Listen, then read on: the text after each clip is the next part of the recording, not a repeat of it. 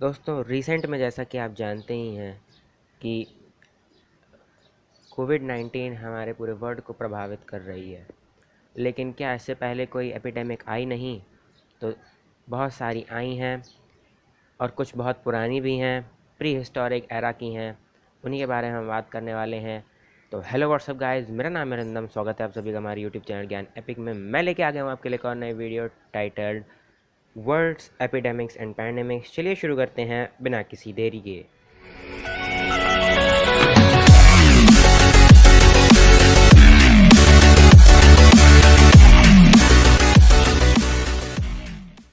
तो फर्स्ट आ जाती है प्रागैतिक महामारी यानी प्री हिस्टोरिक एपिडेमिक। लगभग 3000 BC यानी आज से लगभग 5000 साल पहले एक महामारी ने चीन के एक गांव का अस्तित्व समाप्त कर दिया था। यह महामारी इतनी विकराल थी कि शवों को दफनाने के लिए भी जगह नहीं बची थी। शवों को घरों में भरा गया था, जिन्हें बाद में जला दिया गया था। हमिनमंगा नामक यह पुरातात्विक स्थल चीन में सर्वाधिक संरक्षित प्रागैतिहासिक स्थलों में से एक है।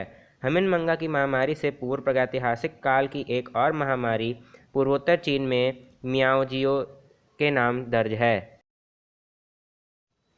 नेक्स्ट है एथेंस प्लेग 430 BC। लगभग 430 BC एथेंस और स्पार्टा के बीच युद्ध शुरू होने के तुरंत बाद ही एक महामारी ने एथेंस के लोगों को अपनी चपेट में ले लिया और यह महामारी 5 साल तक चली। अनुमान के अनुसार मरने वालों की संख्या 1 लाख तक पहुंच गई। इस रोग ने एथेंस के प्रभुत्व को बेहद कमज़ोर बना दिया। महामारी के बावजूद युद्ध जारी था और कई विद्वानों का मानना है कि युद्ध के कारण भीड़ भाड़ में महामारी को और बढ़ा दिया था। तो अब आ जाता है एंटोनिन प्लेग 165 से 180 BC। जब रोमन साम्राज्य के सैनिक अपने सैन्य अभियान के बाद लौटे तो वे जीत की लूट के साथ महामारी भी साथ ले आए। एंटोनिन प्लेग, जो संभवतः चेचक था, ने सेना को बर्बाद कर दिया था और रोमन साम्राज्य में 50 लाख से अधिक लोगों की मौत हो गई थी। कुछ इतिहासकारों के मुताबिक एंटोनिन प्लेग महामारी पार्थिया के विरुद्ध युद्ध अभियान के बाद लौटे सैनिकों द्वारा रोमन साम्राज्य में लाई गई थी। तो अब आ जाता है साइप्रस प्लेग 250 से 271 AD तक। सेंट साइप्रस ट्यूनीशिया के कॉर्थेज शहर के एक बिशप थे, जिन्होंने 250 से 271 ईस्वी में एक महामारी का उल्लेख किया था, जिसे बिशप के नाम पर प्लेग ऑफ साइप्रियन महामारी कहा गया। इस महामारी से अकेले रोम में एक दिन में 5000 लोग मारे गए थे। 2014 में लक्सर में पुरातत्वविदों को प्लेग पीड़ित की एक सामूहिक कब्रगाह मिली है। शवों को चूने की एक मोटी परत के साथ कवर किया गया था, जिसका प्रयोग ऐतिहासिक रूप से कीटाणुनाशक या रोगाणुनाशक के रूप में किया जाता रहा है। पुरातत्वविदों ने पाया कि 3 भट्टों में चूने का निर्माण किया जाता था और प्लेग पीड़ितों के अवशेष या शव एक विशाल अलाव में जलाए गए थे। तो अब आ जाता है जस्टिनियन का प्लेग 541 to 542 AD। इस प्लेग का नाम बाइजेंटीन साम्राज्य के सम्राट जस्टिनियन के नाम पर रखा गया। इस प्लेग को बुबोनिक प्रकार के प्लेग का पहला दर्जा माना गया। बाइजेंटीन साम्राज्य बुबोनिक प्लेग से बर्बाद हो गया था, जो इसके पतन का मुख्य कारण बना। इसकी शुरुआत मिस्र में हुई थी और वसंत में मौसम के बाद यह कस्तूनतुनिया में पहुंच गया, जिससे प्रतिदिन 10,000 लोगों की मौत हो रही थी, जो शायद शहर में रहने वाले लोगों की संख्या का 40% था। इस प्लेग ने संपूर्ण ज्ञात विश्व की 1/4 मानव संख्या को, आधी जनसंख्या को समाप्त कर दिया था।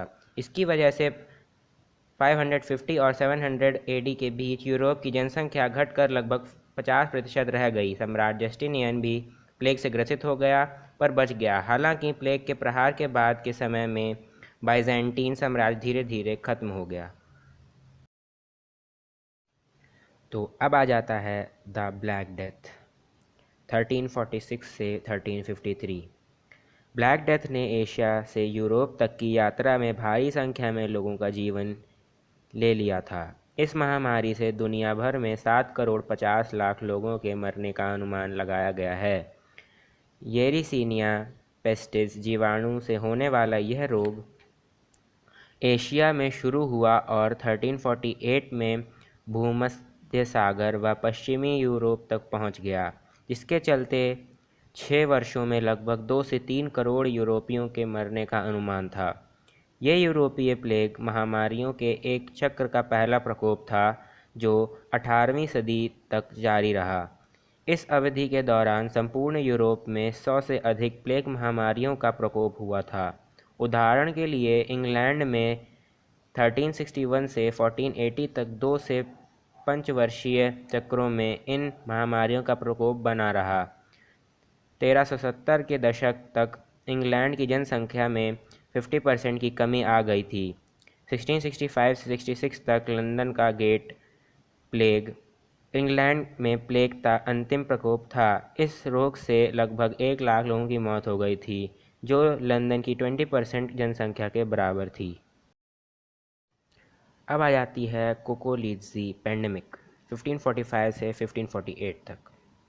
कोकोलीजी महामारी के कारण होने वाला संक्रमण रक्तस्रावी बुखार का एक रूप था, जिससे मैक्सिको और मध्य अमेरिका के 1 करोड़ 50 लाख लोगों की मृत्यु हो गई थी। पहले से ही अत्यधिक सूखे की मार और कमज़ोर हो चुकी आबादी के लिए यह बीमारी अत्यधिक विनाशकारी साबित हुई।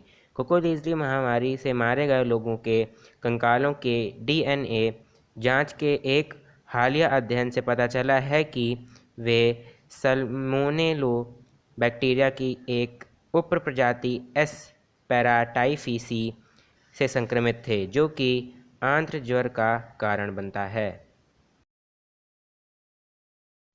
तो अभी तक मैंने सिर्फ 7 पैंडेमिक के बारे में बताया है, लेकिन इससे ज़्यादा भी हुई हैं, तो इसलिए मैं इनको आगे के पार्ट के लिए रखता हूँ। और वीडियो अच्छी लगी हो तो लाइक करके जाना, चैनल पर नए हो सब्सक्राइब कर देना। मैं मिलता हूँ आपसे जल्दी ही नेक्स्ट वीडियो में। Thank you so much for watching. Bye.